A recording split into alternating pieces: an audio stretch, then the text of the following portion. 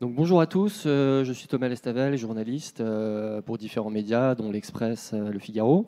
J'ai le plaisir d'animer cette table ronde sur les marketplaces comme avenir du e-commerce, point d'interrogation. On va voir ensemble si le point d'interrogation est légitime ou pas.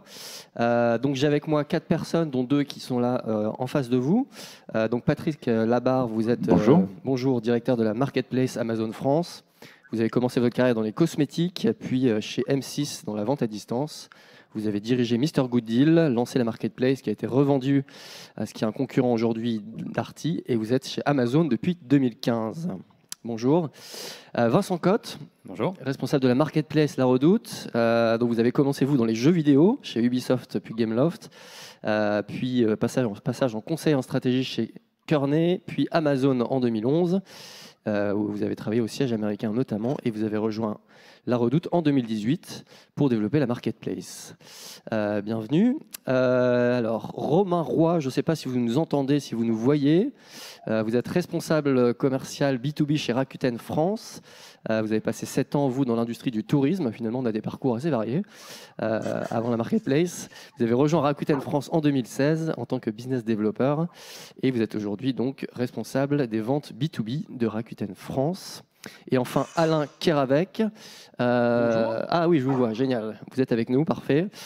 Directeur de la marketplace de Fnac Darty. Vous étiez chez eBay France de 2001 à 2007. Vous avez fait 2 ans chez bornforsport.com et vous avez rejoint la Fnac en 2009. Donc aujourd'hui, vous êtes directeur des marketplaces de Fnac, mais aussi évidemment de Darty et Mister Good Deal. Donc bienvenue à tous les 4. Merci pour votre participation. On a 3 quarts d'heure devant nous. Ça va être assez dense. On va essayer d'être le plus concret possible. Alors, avant d'aborder directement la thématique des marketplaces comme avenir du e-commerce, un petit mot quand même sur le confinement, puisqu'on sait que les ventes e-commerce ont explosé, et entre autres les ventes marketplace. Je ne vais pas vous poser la question à tous, mais peut-être à Romain Roy de Rakuten. Est-ce que vous pouvez juste nous décrire finalement quel a été l'impact du confinement, et peut-être en termes de chiffres ou aussi de comportement des clients sur la marketplace? Alors, bonjour, j'espère que vous m'entendez bien. Désolé de ne pas On vous être entend très sur bien. place. Super. Désolé de ne pas être sur place avec mes petits camarades, j'aurais préféré également, mais les demandes du groupe sont telles que on le fait à distance. Enfin bref. Euh, Écoutez, nous, la partie confinement, effectivement, ou en tout cas le contexte un petit peu difficile dans lequel on évolue, c'est passé en plusieurs étapes. Effectivement, on a eu cette grosse montée de peur au sein des ventes, des vendeurs. Le confinement a amené également des changements assez importants au sein du mode de comportement, et on a vu en fait 2 semaines après le début du confinement l'explosion des ventes dans des catégories très diverses et variées qui ne sont pas nécessairement celles habituelles sur lesquelles on évolue. Je crois que vous êtes passé Et de 2 à 5 millions de membres, c'est ça, pendant le confinement? alors, on a au sein du groupe un club, un loyalty programme qui s'appelle le Club Air, qui est gratuit, qui offre du cashback à nos membres les plus fidèles. C'est ça aussi notre mission, c'est l'empowerment, faire en sorte qu'on offre un maximum de pouvoir d'achat à nos membres. Et effectivement, on avait un programme où on comptait 2 millions de membres avant le confinement. On est passé à 5 aujourd'hui et on devrait atteindre rapidement les 7 2 mois avant la fin de l'année. Et en fait, on a vu énormément d'audience, de trafic et également de vendeurs supplémentaires qui venaient de par simplement la fermeture de leur boutique pour trouver en fait un relais de croissance au sein des marketplaces, notamment Rakuten. Ok, merci beaucoup. Bon, je crois que l'histoire est à peu près la même pour tous les 4, évidemment. Ça a été une période faste, entre guillemets, pour le digital et pour le e-commerce et pour les marketplaces. Si on en vient au cœur du sujet, donc les marketplaces comme avenir du e-commerce, Vincent Cotte, qu'est-ce que ça vous inspire, ce thème? Déjà que l'e-commerce est le futur du retail, je pense que c'est la première chose qu'il faut dire. C'est que on l'a vu pendant le confinement, mais c'est une vague de fond qui va continuer à se développer. On en voit des exemples en France, on en voit aussi des exemples dans tous les autres pays. Les Français vont de plus en plus acheter en ligne parce que on trouve plus de produits, c'est plus simple. Et en général moins cher aussi, on trouve plus d'offres. Bref, c'est beaucoup plus, pour utiliser un mot américain, convenient. Pratique. Donc sur cette base-là, les marketplaces elles-mêmes sont un mode de gestion dans l'e-commerce. Ce n'est pas le seul mode de gestion, mais c'est un mode de gestion qui va se développer de plus en plus, parce que c'est un mode de gestion qui est à la fois avantageux pour les plateformes, parce que ça permet un développement très rapide de plein de catégories, ça permet d'être très agile sur ce mode-là. Et c'est un mode de gestion qui est également très avantageux pour les marques, parce qu'elles gardent la maîtrise sur leurs produits, sur leur stock, sur leur niveau de service, etc. Et On a vu que des distributeurs comme Conforama lancer leur marketplace eux-mêmes. Tout à fait, ce qui leur permet d'accroître leur sélection, comme nous l'avons fait depuis 10 ans maintenant. D'accord, parfait. Alain Caravec, qu'est-ce que ça vous inspire, cette thématique des marketplaces comme avenir du e-commerce et peut-être si vous avez des exemples concrets pour illustrer cette lame de fond, si on peut dire. Bonjour à tous et à toutes. Écoutez, moi je pense que la question en fait a déjà eu sa réponse, puisque si vous regardez un petit peu le panorama du e-commerce français, si on prend les 20 ou 25 premiers sites e-commerce français, de manière très simple, ce sont tous des marketplaces aujourd'hui. Donc en fait la réponse a déjà été donnée. Pour moi la question est plus comment vont continuer à se développer les marketplaces dans l'univers actuel, avec le développement notamment de nombreuses réglementations. Et pour moi, la question a déjà trouvé sa réponse. En fait, je crois que tous les gros e-commerçants aujourd'hui ont adopté le modèle marketplace pour des objectifs, pour répondre à des objectifs différents pour certains. Si je prends le cas de Fnac et de Darty, pour nous, ça a été clair dès le début. L'objectif était d'élargir l'offre disponible pour toujours répondre présent auprès de nos clients sur différentes demandes, que ce soit au travers de la diversification, qui nous a permis d'ouvrir les familles de produits qui n'étaient pas forcément intuitives pour nos clients au tout début. C'est comme ça que la marketplace a permis, par exemple, sur Fnac, d'ouvrir des catégories à l'époque comme le jeu jouet, comme le petit électroménager, qui n'était pas dans notre ADN. La marketplace a été un fabuleux laboratoire en fait, pour tester des choses auprès de nos clients et ensuite se les valider pour continuer à les développer en marketplace, mais aussi permettre à nos deux enseignes de les développer également en propre, soit sur le site internet, soit sur le site et au sein de nos magasins. Donc pour nous, ça a été dès 2009 une évidence au sein de la Fnac et au sein de Darty dès 2015. L'objectif a été le même, c'était de tester de nouvelles familles, de proposer plus de choix à nos clients, tout en restant quand même dans un choix maîtrisé, pas forcément rentrer dans l'hyper-choix, mais en tout cas donner à nos clients plus d'alternatives et avec une élasticité de prix que la marketplace permet aussi d'adresser.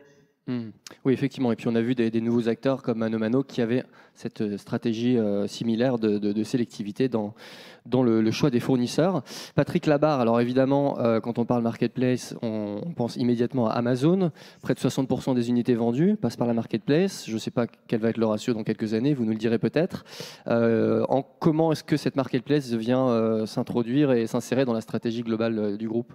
Oui, je pense que ce qu'a dit Alain est très important. La marketplace, plus que l'avenir du e-commerce, c'est la réalité aujourd'hui du e-commerce. Le présent. Le succès d'Amazon aujourd'hui, il est d'abord le succès des milliers de PME et de vendeurs qui viennent vendre sur Amazon. Vous citiez ce chiffre de près de 60% des unités vendues qui sont vendues par les vendeurs tiers en fait sur Amazon. Ce chiffre était de 30% il y a encore quelques années. Et on voit que les investissements qu'on fait qui sont massifs, c'est en milliards de dollars en termes de services, en termes de technologie, pour leur permettre d'accéder au marché digital, payent. Et donc la part de leur vente augmente tous les ans. Donc c'est déjà le présent du e-commerce à mon avis. Et effectivement, les événements qu'on a vécus en début d'année ont accéléré cette tendance. Bien sûr, pour beaucoup de PME, de commerçants qui étaient déjà vendeurs sur le site Amazon ou qui ne l'étaient pas encore, la marketplace a été une sorte de bouée de sauvetage pour beaucoup d'entre eux, pour leur donner accès à un des rares canaux de distribution, un des rares, je sais pas, canal de distribution. Est-ce que vous avez un exemple d'entreprise qui a pu justement Bien sûr, vendre, toutes nos entreprises ont vu le transfert de leur vente vers le digital. On a des chiffres de la FEVAD aussi qui montrent que sur une croissance au deuxième trimestre qui était relativement limitée sur les ventes en ligne, en fait, les principales croissances se voyait sur les marketplaces et en particulier sur les boutiques physiques et les enseignes physiques qui passaient en ligne. C'était accompagné, on l'a mentionné rapidement, de changements d'habitude et de changements de mode de consommation parmi nos clients. Et donc en particulier dans tout ce qui est alimentaire, on a vu des choses assez incroyables se passer. Je pense en particulier, on travaille avec une coopérative en Bretagne, qui est la SICA Saint-Paul-de-Léon, qui vend des paniers de légumes et de fruits, qui faisait une dizaine de paniers par jour sur Amazon, qui s'est lancé il n'y a pas très longtemps. Et puis tout d'un coup, pendant le confinement, ce chiffre a été multiplié par 10 et ils ont atteint 100 paniers par jour.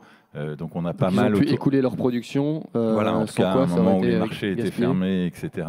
À la fois pour les clients, avoir accès à ces produits-là, et à la fois pour les vendeurs, garder leur business qui marchait. Et donc, bien sûr, nous, notre enjeu, ça a été d'accompagner toutes ces PME et tous ces commerçants, de les aider à passer cette crise. Et donc, on a multiplié les sessions de formation, les webinars, à la fois, encore une fois, pour ceux qui étaient déjà sur notre site et ceux qui voulaient nous rejoindre. Ok, parfait. J'ai oublié de préciser que nous ne sommes pas masqués, mais c'est parce que nous avons la distance d'1,50 m requise. On a évoqué les PME, et effectivement, les marketplaces peuvent aider les PME en France à vendre plus, peut-être à vendre mieux. Romain Roy, est-ce que vous pouvez nous expliquer ou nous rappeler finalement quel peut être l'intérêt de passer par un marketplace quand on est une PME, et a priori une PME pas encore très digitalisée? Oui, effectivement. Alors, la petite spécificité, notamment de Rakuten France, c'est qu'on a un pure player marketplace, c'est-à-dire que nous n'avons pas d'offres en propre. Les seules offres que nous proposons sont celles de nos vendeurs, et donc ça permet d'avoir une relation très équilibrée de partenariat finalement. Vous voulez dire que vous ne pourriez jamais les concurrencer en vendant vos propres produits sur les mêmes créneaux, c'est ça?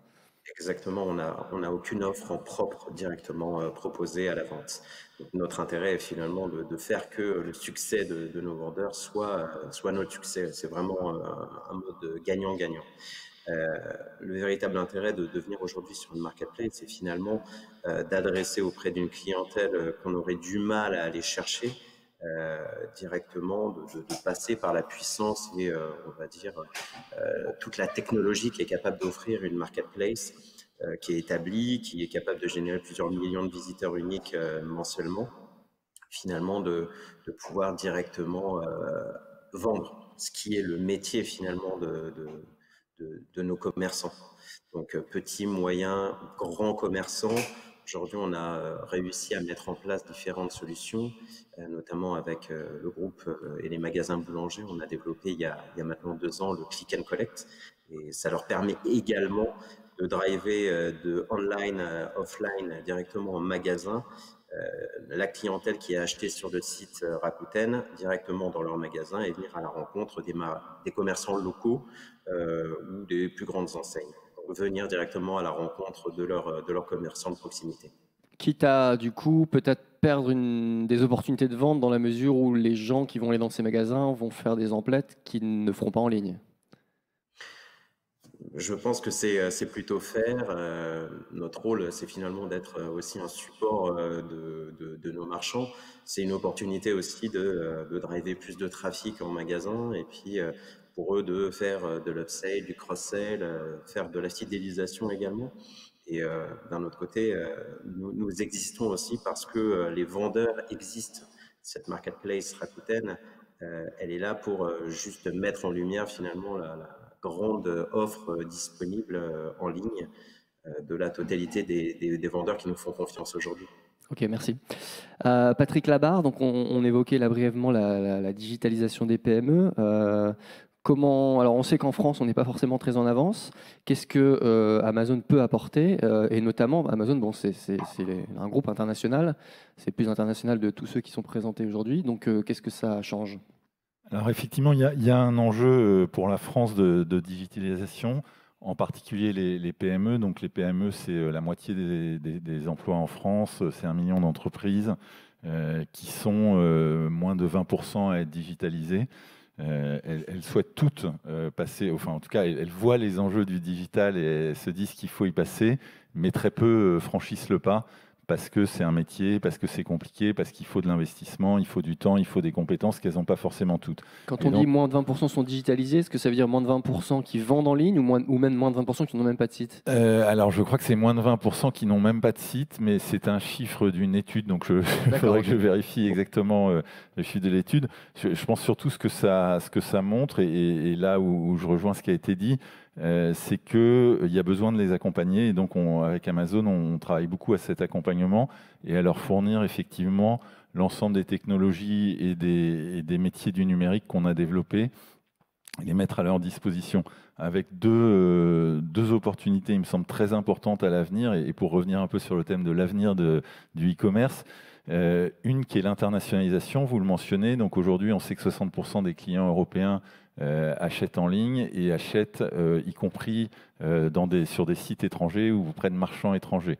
Et donc, il y a pour les entreprises françaises un enjeu massif à être présent aussi à l'international et à prendre la part qui nous revient de cette opportunité et pas laisser nos amis et concitoyens européens des autres pays prendre cette part-là.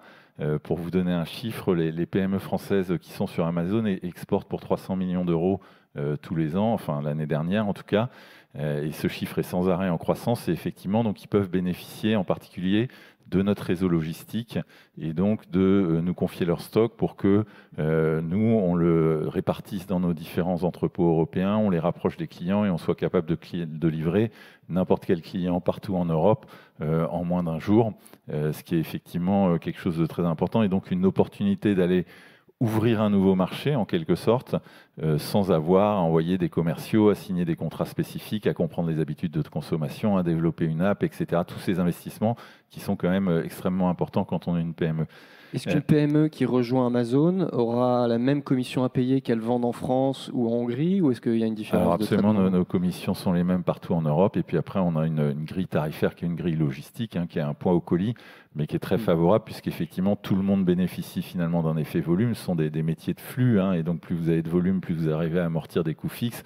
Et donc ces PME bénéficient des mêmes tarifs qu'Amazon pour vendre des quantités qui ne sont pas des mêmes ordres de grandeur. Et donc elles n'auraient pas accès ni à ce service, ni à ces tarifs autrement.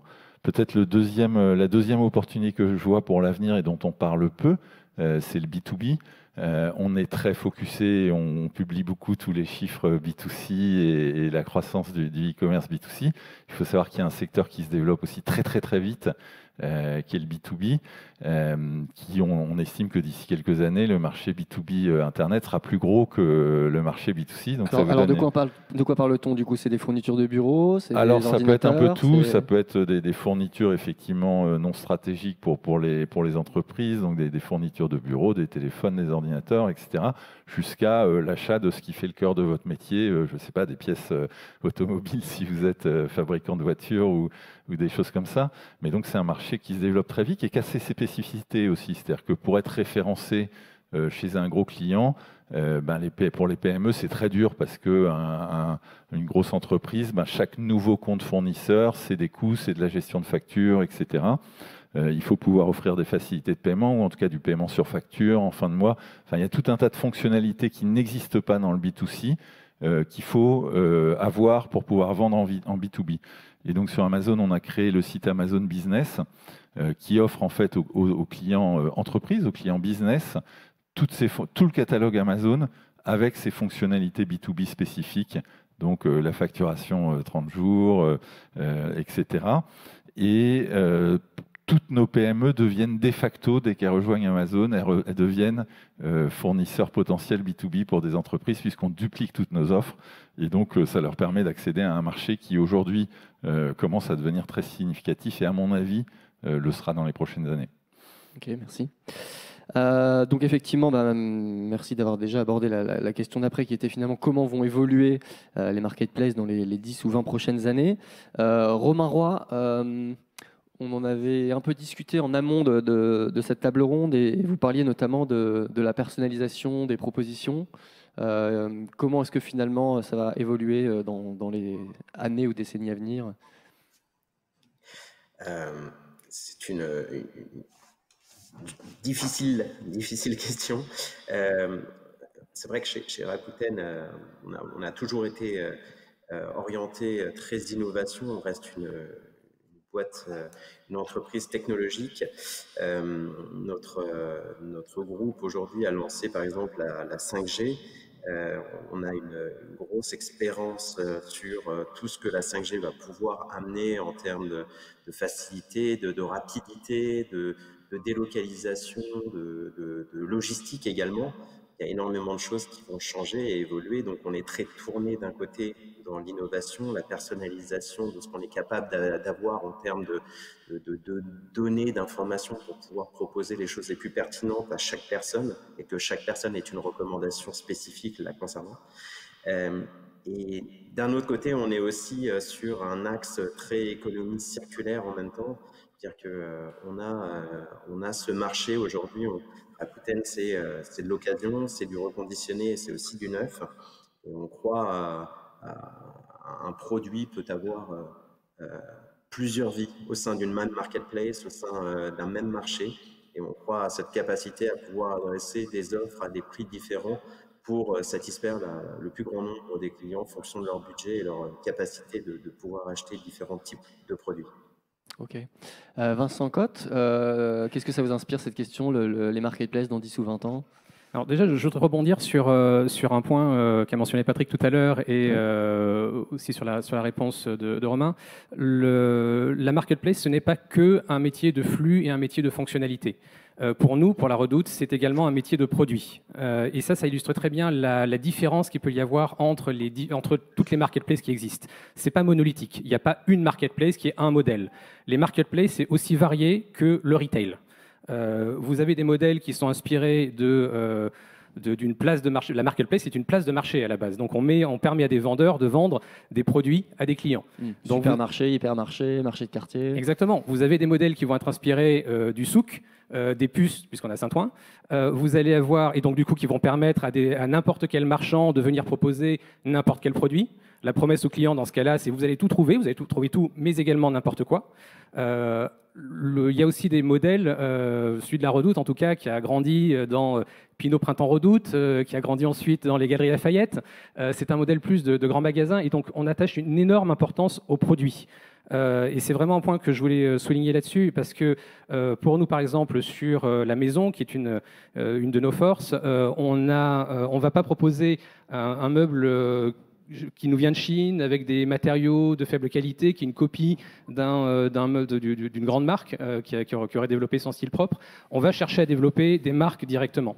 Et donc pour nous, c'est très important cette sélection des marques et cette sélection des vendeurs qu'on va faire. Pour vous donner un chiffre, on accepte à peu près 1% des vendeurs qui nous contactent. Donc dans le futur, pour répondre à la question, le futur, je pense qu'il va y avoir une vraie différenciation des marketplaces à ce niveau-là. Il va y avoir des marketplaces qui vont devenir de plus en plus des portes d'entrée de l'Asie, avec des produits pas chers, qui peuvent être très bien, mais qui peuvent être un petit peu plus discutables au niveau de leur qualité RSE, au niveau de leur qualité intrinsèque. Il va y avoir des marketplaces qui vont se recentrer sur de la qualité, avec peut-être un petit peu moins de choix, mais qui vont venir aider le client dans son choix.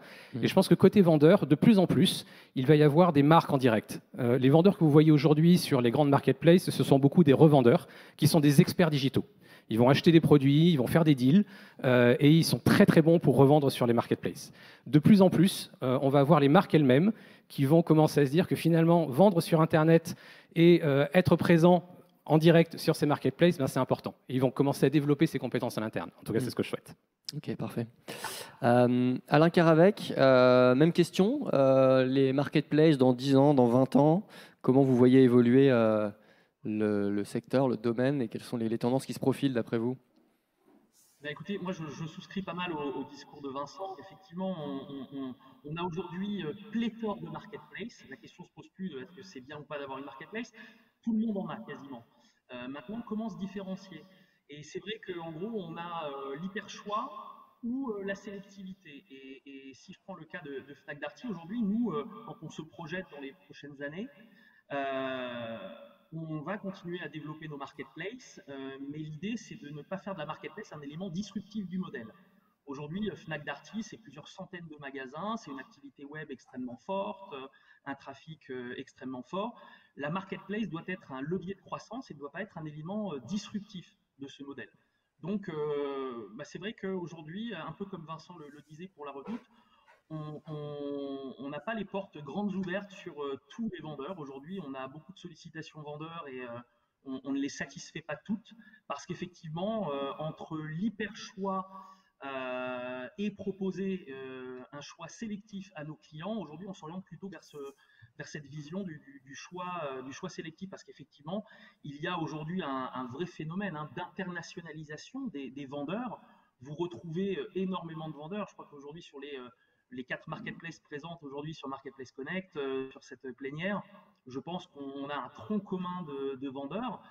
Et l'idée, c'est de voir comment demain on offre une expérience quand même un peu différenciée à nos clients. En plus, si je prends le cas de Fnac Darty, on a un socle de clients extrêmement fidèles, nos adhérents qui sont de vrais adhérents, c'est-à-dire ce sont des gens qui tous les ans payent leur carte pour faire partie du cercle Fnac Darty. Ce ne sont pas des cartes qu'on offre gratuitement pour constituer comme ça de manière un peu fictive une base d'adhérents. Ce sont vraiment des gens qui ont une démarche proactive vis-à-vis de nos enseignes pour faire partie du cercle Fnac Darty. Donc ces gens-là, demain, la marketplace doit leur proposer du choix, de la flexibilité prix, sans venir disrupter tout ce que Fnac et Darty ont pu construire depuis maintenant plus de 60 ans au sein de leur magasin et de leur activité web. Donc du choix, oui, mais pas à n'importe quel prix. Vous évoquiez lors du call qu'on avait eu il y a quelques jours les plateformes un peu exotiques comme Joom ou Wish. Est-ce que ça, c'est une menace pour les acteurs établis comme ceux qui sont là aujourd'hui? Menace, je ne sais pas, mais en tout cas, je parlais de disruption tout à l'heure. Ouais. Oui, ça peut être des éléments assez disruptifs. Aujourd'hui, on est dans un écosystème marketplace qui est très regardé par les autorités, et c'est normal, avec un certain nombre de réglementations qui commencent à se mettre en place, et c'est normal. On va en parler des réglementations. Voilà, l'idée est de se poser la question de savoir si ces réglementations vont pouvoir s'appliquer à tous. Parfait. Romain Roy, justement, par rapport à ces questions de réglementation, on parle par exemple de collecte de TVA directement par les plateformes. Donc c'est une bonne chose a priori pour assurer une équité entre les vendeurs européens et les autres, notamment venus d'Asie. Mais ça demande aussi pour des plateformes comme vous des développements, des investissements. Donc est-ce qu'il y a un message à faire passer à ce sujet? Je pense que tout a été dit et je reprends même le message de Vincent qui disait l'e-commerce, avenir du retail. Je pense que marketplace, avenir du retail, on est en support, on est en collaboration. Aujourd'hui, on est un vrai levier de croissance et là, c'est ce que disait Alain. On a besoin aussi d'être accompagné et soutenu dans ce qui va être décidé prochainement. Se conformer aux réglementations n'est absolument pas un problème. Aujourd'hui, c'est juste du développement, mettre en place des briques technologiques. Et pour ça, on a besoin de choses très précises, un cahier des charges très, très simple et clair pour que les choses se passent le mieux possible. Donc, tout ce qu'on demande, c'est juste avoir le plus de compréhension possible sur comment s'organiser, parce qu'effectivement, ça vient prendre énormément de place dans ce qu'on appelle nos roadmaps pour du développement.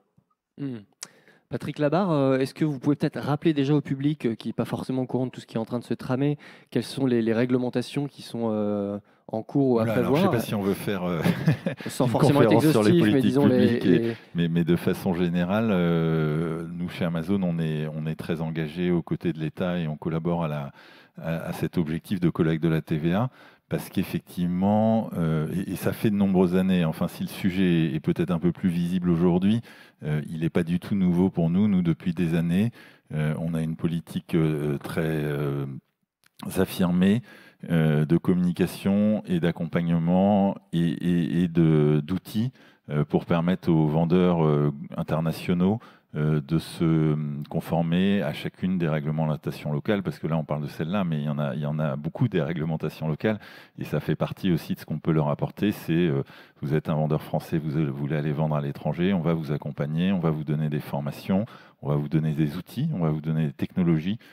Aujourd'hui, on a un outil qui permet à des vendeurs de déclarer leur TVA partout en Europe, qu'on met à leur disposition gratuitement, et qui leur permet de s'enregistrer, de remplir leurs obligations de TVA partout en Europe. Et donc ça fait des années qu'on y travaille. Il y a des nouvelles choses qui arrivent sur la conformité des produits. On y travaille aussi depuis très longtemps. Et donc peut-être pour rebondir sur ce qui avait été dit plus tôt, nous, on a chez Amazon une vision très claire de notre objectif, qui est d'être l'entreprise la plus centrée client au monde. Et l'expérience client, on peut en parler pendant des heures et on peut y mettre plein de choses derrière.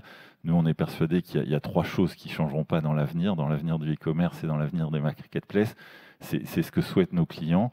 Nos clients, ils veulent avoir du choix, ils veulent avoir le bon prix, et ils veulent avoir une confiance dans la livraison. Et donc, la marketplace, depuis le départ, participe à ces objectifs en amenant un choix de produits très très large. Après, il faut faire un choix informé. Et donc, effectivement, il faut être capable d'afficher si un produit, par exemple, atteint des objectifs environnementaux, et c'est quelque chose qui est en cours chez nous. Il faut être capable d'afficher les avis des autres clients. Il faut être capable de pouvoir comparer les prix des produits, et c'est ce qu'on fait sur notre page produit unique, etc. Donc, il y a effectivement une notion d'information, mais le client voudra toujours du choix, et c'est ça qu'on lui propose chez Amazon, au meilleur prix et dans des bonnes conditions de livraison. Et ça, c'est aussi quelque chose qui est assez dur à atteindre, et donc le fait qu'on puisse proposer à nos clients d'utiliser nos outils logistiques et notre réseau logistique, c'est très important pour permettre aux PME de répondre à ce besoin client. Et pour livrer leurs clients dans des temps records, ou en tout cas absolument. Et ça, c'est très important. Ok. Vincent, sur cette thématique un peu, je ne sais pas si on peut dire éthique, mais du traitement des marchands, de l'équité entre marchands, qu'est-ce que vous avez fait de votre côté, et qu'est-ce qui est prévu peut-être dans les années qui viennent pour la marketplace La Redoute?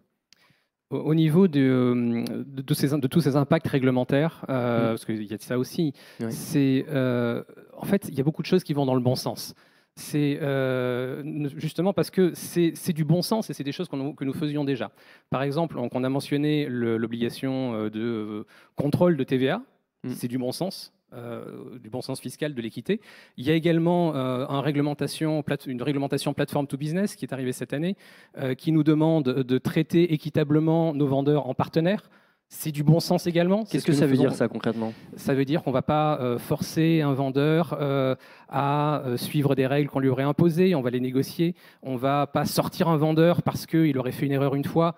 On va travailler avec lui plutôt pour qu'il s'améliore, pour qu'il puisse continuer à proposer ses produits à nos clients. Donc c'est vraiment beaucoup de choses. C'est pas abuser de sa position favorable. Il y a des choses aussi au niveau RSE qui vont venir mettre fin à des pratiques qui étaient délirantes. Un produit qui est non vendu, un produit qui est légèrement abîmé, il ne faut pas le détruire, ça n'a aucun sens écologique. À La Redoute, depuis des années, quand un client reçoit un meuble, c'est dur de livrer un meuble, il peut y avoir des accros pendant la livraison, un meuble qui a une petite griffe. Le client va nous le retourner, forcément. Lui, ce qu'il veut, c'est un meuble en bon état. Nous, on va le récupérer, on ne va pas le jeter. Il y a une équipe qui va le réparer. Et comme là, c'est quelque chose qui est très dur de vendre en ligne, on va le mettre, on a un magasin, on a des magasins en propre, on a des magasins affiliés, et on va les vendre comme ça avec un prix cassé, parce que c'est un meuble un petit peu abîmé. On va donner des produits invendus ou retournés à des associations, etc. Et donc ça, c'est également des choses sur l'économie circulaire au niveau réglementaire qui vont venir réparer des situations qui n'étaient pas normales. Vous m'appreniez tout à l'heure que vous aviez des magasins physiques, et même une quarantaine en France. C'est assez récent, je crois. Quelle était la logique derrière? Quel était le besoin que vous aviez identifié?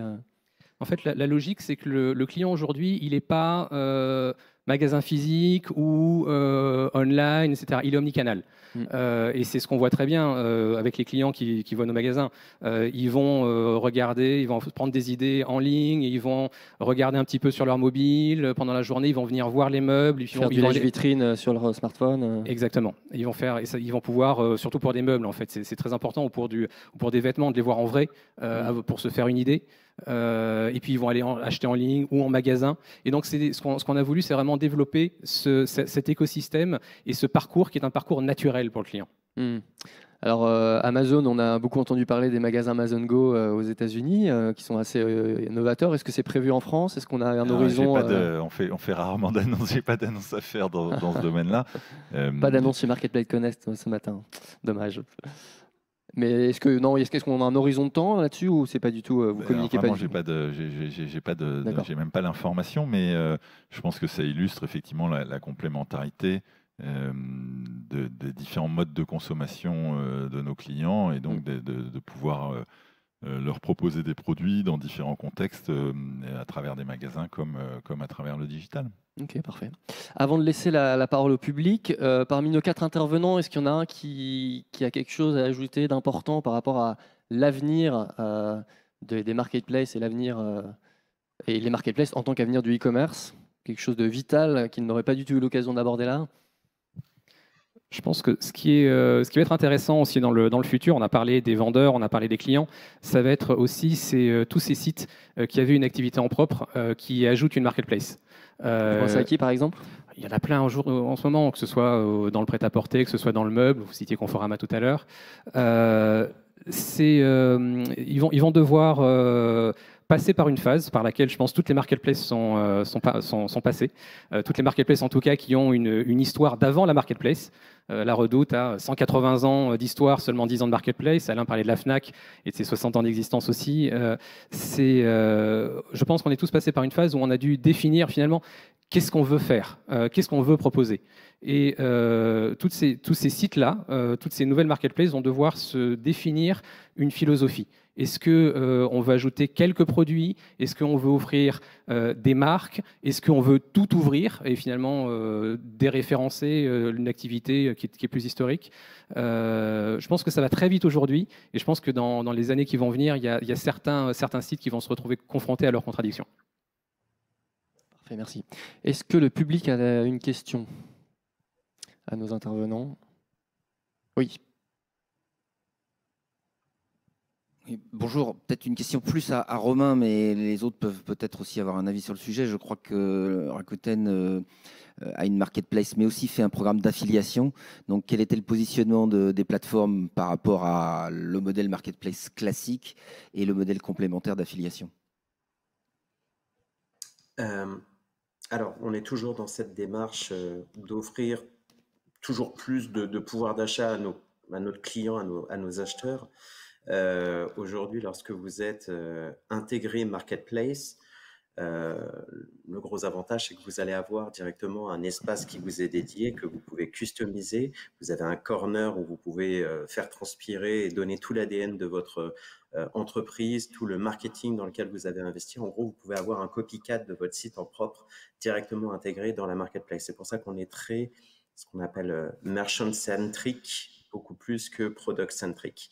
Quand on est en affiliation, on va juste offrir l'opportunité, si vous êtes membre du Club R, donc de notre programme de fidélité, de vous rendre sur un site externe et de pouvoir récupérer du cashback à redépenser sur le site Rakuten après votre achat.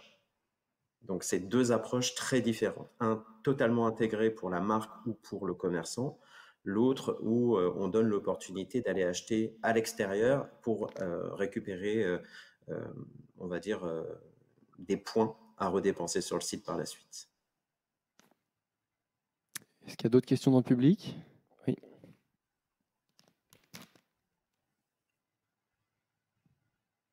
Une question plutôt pour Patrick, notamment pour la marketplace Amazon. Aujourd'hui, nous, on est une entreprise française, justement une PME à Neuilly-sur-Seine.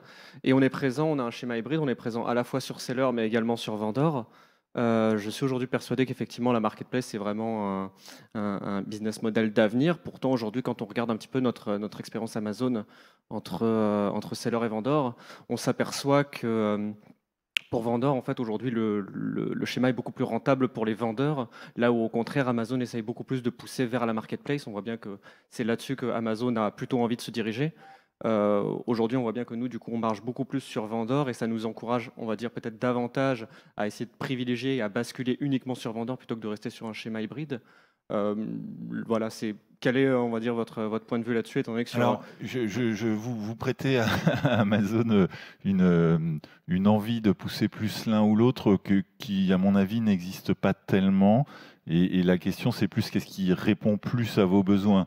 Donc, c'est-à-dire que si vous préférez un modèle de distribution, donc plutôt B2B, où vous nous vendez vos produits et après, à charge à nous de les mettre en avant, de les pricer, de les stocker, de faire nos forecasts, etc., parce que ça correspond aux capacités que vous avez ou à votre modèle, au business model que vous voulez développer, ça nous va très bien. Enfin, il n'y a pas de volonté de notre côté de pousser un modèle plutôt qu'un autre. Il me semble que la question, c'est plutôt justement l'adéquation des business models. Est-ce que vous êtes une marque, vous n'avez pas de savoir-faire Internet, vous n'avez pas envie d'investir là-dedans, et donc vous préférez finalement vendre des stocks à Amazon et puis laisser vraiment la politique de distribution à Amazon et vous vous concentrer sur votre rôle de fabricant, ou est-ce que au contraire vous voulez étendre votre distribution, aller mettre de votre politique de pricing, être mettre de votre politique de stock, et donc vous aurez plutôt envie d'aller côté marketplace. Je connais pas de l'histoire en particulier, on pourra en parler après, mais on n'a pas de volonté de pousser un modèle plutôt qu'un autre dans ce domaine-là. Non, nous on est fabricant et on a un vrai savoir-faire. C'est juste en fait quand on regarde au niveau du stockage, au niveau de la marge que Amazon peut nous demander, en fait on voit bien que le schéma vendeur est beaucoup plus avantageux pour nous que seller, sur lesquels tout est beaucoup une question de flux. Et, dans ce cas-là, super, je vous encourage à développer ce modèle avec nos collègues de la distribution et de ce qu'on appelle retail. Ça dépend vraiment des cas. Peut-être que vous avez atteint une taille et des volumes suffisants pour que ça soit le cas. Pour beaucoup de gens, en particulier pour des entreprises qui démarrent, on a des outils de branding, on a des outils d'internationalisation, on a de l'accompagnement qui est parfois plus adapté, et en particulier à des cas de petites sociétés que le modèle de distribution B2B.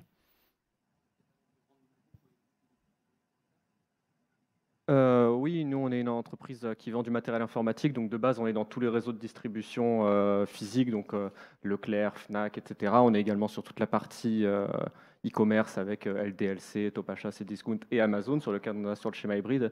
Et nous on est une PME d'une vingtaine de personnes spécialisées dans la vente de matériel informatique. Donc forcément nous pendant le confinement, vendre des micro-casques, des claviers, des souris, ça a extrêmement bien marché. Amazon a été très tendu au niveau des flux pour tout réapprovisionner. Mais voilà, aujourd'hui, nous, Amazon, c'est vraiment quelque chose qui nous intéresse énormément, notamment pour la partie internationalisation, avec le lancement, par exemple, des Pays-Bas, de la Suède qui arrive, etc.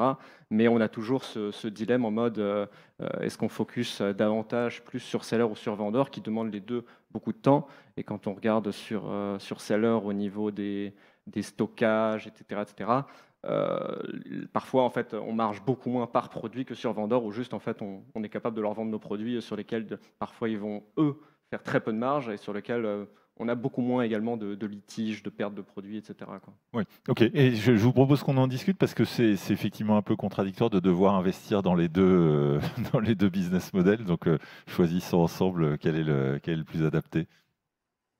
Il reste une dernière question, il reste 3 minutes. C'est le moment ou jamais.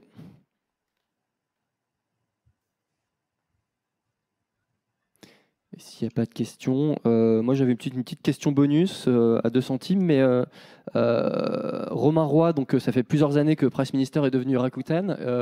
Où est-ce qu'on en est en termes de notoriété? Est-ce que finalement la marque s'est installée tout autant qu'elle a pu l'être à une époque, sous son ancien nom, je veux dire?